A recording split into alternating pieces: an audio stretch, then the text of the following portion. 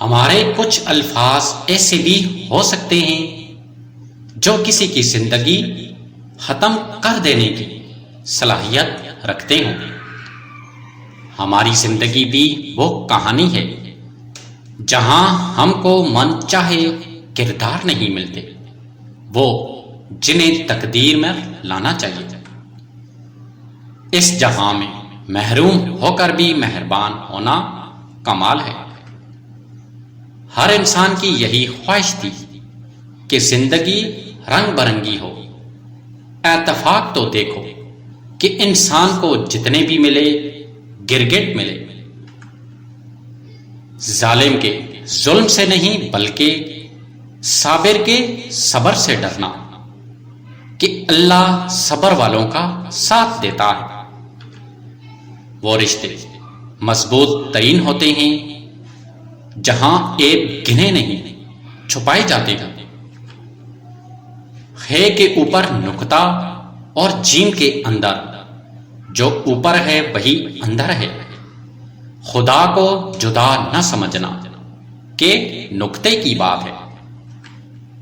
پریشان مت ہوں اگر کوئی تمہارے ساتھ دھوکہ کر کے خوش ہے، تو رب بھی یہی فرماتا ہے، میں تجھے بھولنے والا نہیں۔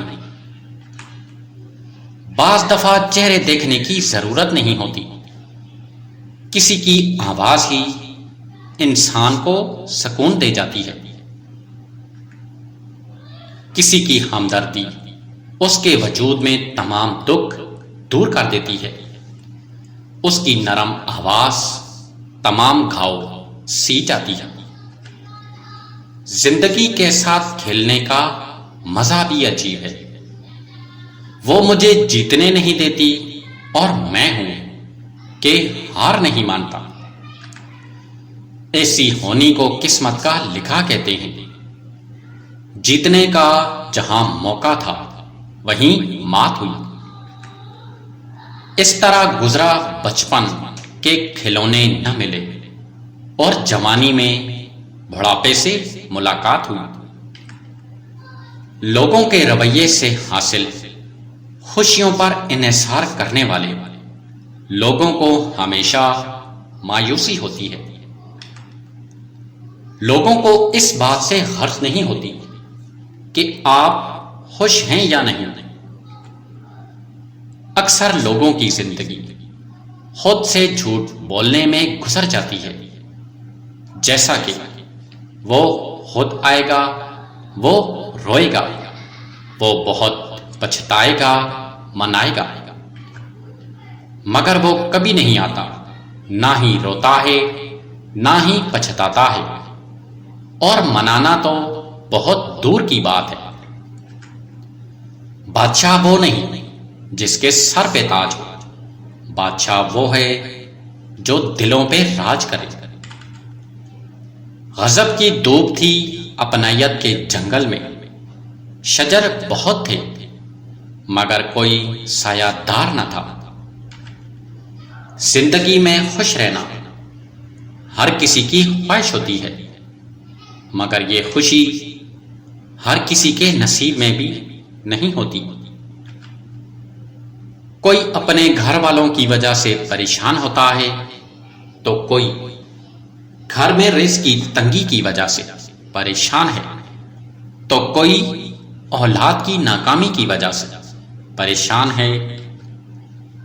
کہتے ہیں اگر عورت خوش رہے تو پورا گھر خوش رہتا ہے، اور اگر عورت خوش نہیں تو پورا گھر ٹوٹ جاتا ہے۔ کیونکہ عورت خوش ہوگی تو وہ اپنے بچوں سے اچھا سلوک کرے گی، اپنے شوہر کا خیال رکھے گی، کبھی بھی کسی سے بلا وجہ جھگڑا نہیں کرے گی۔ اگر عورت خوش نہیں ہے تو ہر کسی سے کسی نہ کسی بات پہ لڑائیاں شروع کر دے گی، اور اس وجہ سے اس گھر میں خوشیاں ختم ہونے لگ جاتی ہیں۔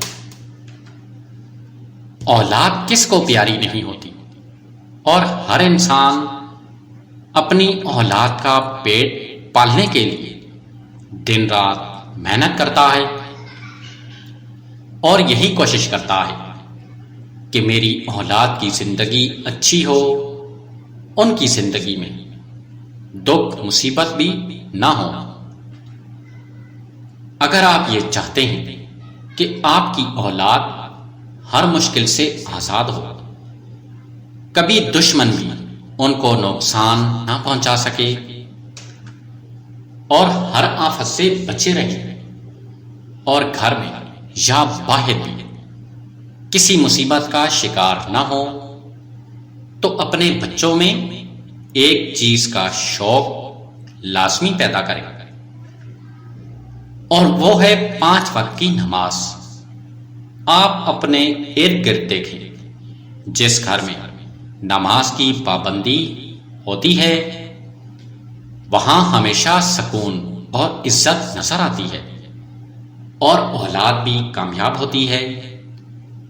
اس لیے خود بھی نماز کی پابندی کرو، اپنے بچوں کو بھی پڑھاؤ، اور کوشش کرو کہ گھر میں یہ 3 تسبیح پورے 100 بار لازمی پڑھ لیا کرو۔